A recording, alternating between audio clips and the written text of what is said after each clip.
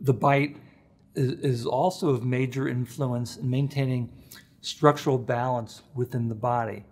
And common for us to see that people have a misalignment of the bite, will have misalignment within their spine as well as in their pelvic girdle.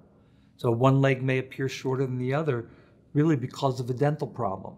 I have seen patients over the years who suffered with degenerative hip problems, where it was easy for me, looking from my perspective as a holistic dentist, to see, well, one, there was structural imbalance affecting the mechanics of their hip because their bite has been misaligned for so many years. And sometimes we'll often see signs of chronic inflammation in the body as a result of poor diet, chronic gum disease.